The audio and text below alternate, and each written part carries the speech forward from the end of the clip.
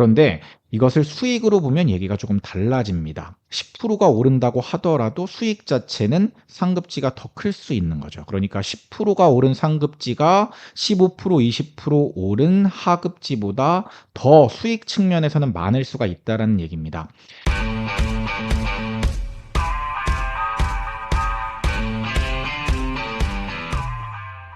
안녕하세요. 대한민국 1호 초이스 헬퍼이자 부동산 어드바이저 시크릿 브라더입니다. 트레이딩을 진행하다 보면 참 어려울 때가 많은데요. 왜냐하면 부동산에는 정답이 없기 때문에 그래요. 특히 이 수익에만 포커싱을 한 사연자들을 상담할 때는 꽤 긴 시간 제가 방향성에 대해 논의를 하게 되는데, 오늘은 무조건 많이 오르는 부동산이 꼭 좋은 건 아니다라는 주제로 영상 촬영을 한번 해보도록 하겠습니다.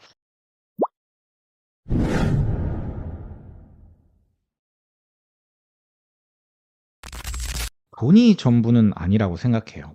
돈, 물론 중요하죠. 돈이 있어야 당당해질 수도 있고, 돈이 있어야 비굴해지지 않고, 또 돈이 있어야 더 윤택한 삶을 살 수 있다는 데는 부정하지 않습니다. 그래서 우리가 돈을 버는 거고, 부동산 투자를 통해서 조금 더 많은 돈을 벌기 위해 노력하고 있는 거죠. 그런데 저는 돈이 전부라고는 생각하지 않거든요. 돈을 위해 모든 걸 희생할 필요는 없다라는 얘기입니다. 이런 분이 실제로 계셨어요. 수부님, 저는 무조건 수익이 제일 많이 날 만한 물건을 추천해 주세요. 재개발도 상관없고 재건축, 분양권, 기축, 갭 투자 저는 다 보고 있거든요. 그리고 지역도 아무데나 상관없어요. 전국 다 보니까 전국에서 그냥 제일 수익률 좋은 데로 추천해 주세요. 저는 이런 분들이 사실 상담하기가 제일 어려워요. 부동산이라는 자산은 기본적으로 거주를 전제로 하거든요. 내 집에 내가 실거주를 하든 아니면 내 집을 세를 주고 나도 세를 살든 어디든 거주라는 것을 반드시 해야 됩니다. 그렇기 때문에 부동산 투자는 필연적으로 거주의 가치까지 반영해서 판단할 수밖에 없죠.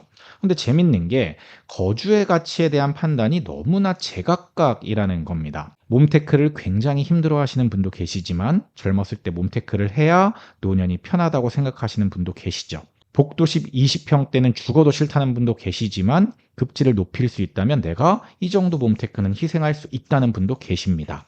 저는 제가 생각하는 더 좋은 방향성에 대해서 제안을 드리지만 그 의견을 강요하지는 않거든요. 제가 큐레이팅 할 때 방향성 설정에 가장 많은 시간을 할애하는 건 부동산 투자가 돈의 가치라고 생각하지는 않기 때문에 그렇습니다. 그러니까 여러분들도 무조건 더 많이 오르는 부동산을 찾기 전에 일단 본인의 방향성, 본인의 삶의 가치와 목적 이런 것들을 먼저 생각한 후에 투자로 접근하셔야지 나중에 흔들리지 않습니다. 무조건 돈 많이 버는 것만 집착하다가 잘못되는 경우들을 좀 많이 봤거든요.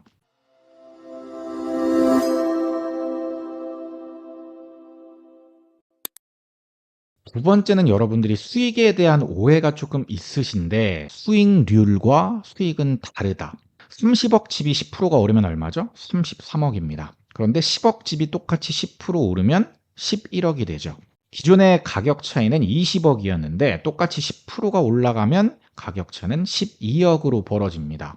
이게 바로 수익과 수익률의 개념이죠. 많은 분들이 이 개념을 혼동해서 사용을 합니다. 무조건 수익이 클 것 같은 물건을 찾는 분도 계시지만 수익률이 클 것 같은 가성비 물건을 찾는 분도 계신데, 말을 해보면 이 개념을 혼용해서 사용하시는 거죠. 시기마다 다르지만 저는 지금 시기는 단기적인 수익률 측면에서 봤을 때 상급지보다 중하급지 시장이 더 괜찮은 시장이라고 보고 있거든요. 상급지가 10% 올라간다면 중하급지는 15에서 20% 정도 올라갈 수 있는 시장이라고 예상하고 있는 거죠. 그런데 이것을 수익으로 보면 얘기가 조금 달라집니다. 10%가 오른다고 하더라도 수익 자체는 상급지가 더 클 수 있는 거죠. 그러니까 10%가 오른 상급지가 15%, 20% 오른 하급지보다 더 수익 측면에서는 많을 수가 있다는 얘기입니다.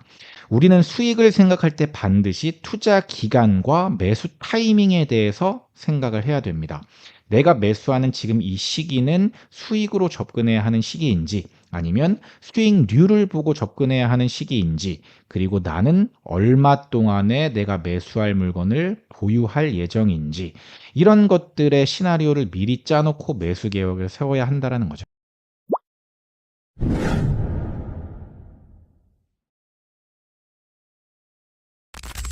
그리고 전 이게 되게 중요하다고 생각합니다. 단지가 최종 목적지인가 아니면 중간 경유지인가가 굉장히 중요하다고 생각해요. 수익은 결국에 팔아야 확정이 되죠.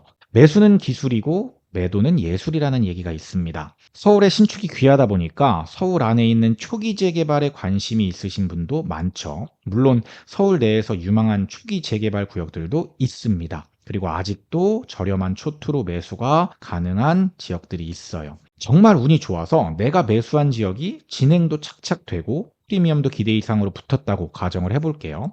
그렇게 2, 3년 정도가 지났습니다. 그런데 갑자기 예상치 못한 하락장이 왔고 내가 그동안 눈여겨봤던 아파트가 내 자금 안에 들어왔습니다. 그 지역으로 내가 갈아타기 위해서 내가 매수한 초기 재개발을 매도하려고 그래요. 그런데 과연 그 타이밍에 초기 재개발 물건을 매도할 수 있을까요? 재개발 매도는 일반 아파트보다 최소 두세 배는 어렵다라고 보셔야 됩니다. 원하는 타이밍에 매도하는 게 정말 어렵다는 거죠. 가격이 많이 올랐냐 적게 올랐냐 이것도 물론 중요하지만 내가 원하는 타이밍에 매도하지 못한다면 자산으로서의 가치가 떨어진다라는 겁니다. 부동산 투자가 주식이나 코인에 비해서 안 좋은 건 황금성이 떨어진다라는 건데 그 황금성 중에서도 아파트는 재개발보다 훨씬 더 뛰어나다라는 거죠. 그래서 아파트 투자가 가장 쉽다라고 생각을 하는 겁니다. 만약 여러분께서 원하시는 실거주 한 채 세팅이 끝났고 더 이상 이사 생각이 없다면 그리고 남은 돈으로 투자를 한다면 저는 이런 물건들이 최고의 선택지라고 말씀드립니다. 그러니까 재개발 같은 것들이 최적의 선택지일 수 있다라는 거죠. 그런데 이제 막 투자를 시작하시는 분이 더 빠르게 격차를 좁히기 위해서 그리고 도망가는 상급지를 잡을 수 있는 방법은 상급지 재개발밖에 없어. 이런 생각으로 앞선 스텝들을 다 무시하고 이런 재개발, 초기 재개발 물건들을 매수하는 것에는 저는 반대라는 얘기입니다. 저는 투자의 순서가 있다라고 생각을 하거든요. 이런 물건이 맞는 사람이 있고 맞지 않는 사람이 있다라는 거죠. 초기 재개발이나 오피스텔 투자, 지방 투자 다 마찬가지입니다. 내가 지금 최종 목적지에 이미 도달한 상태로 더 많은 자산을 이루기 위해서 투자하는 것인지 중간 경유지에서 높은 수익을 얻어서 다음 스텝으로 갈아타기를 하려고 하는 것인지를 반드시 생각을 해보셔야 한다는 겁니다.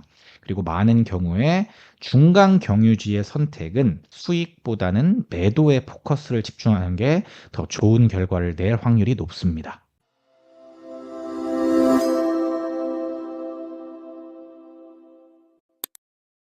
오늘은 더 많이 오르는 부동산이 무조건 좋은 건 아니다라는 주제로 영상 촬영을 해봤는데요. 오늘 영상도 도움이 되셨으면 좋겠습니다. 큐레이팅이 궁금하신 분들은 고정 댓글 참고하시면 되겠습니다. 저는 지금까지 시크릿브라더였습니다. 감사합니다. 시크릿 브라더 채널을 구독, 좋아요, 알림 설정 부탁드려요.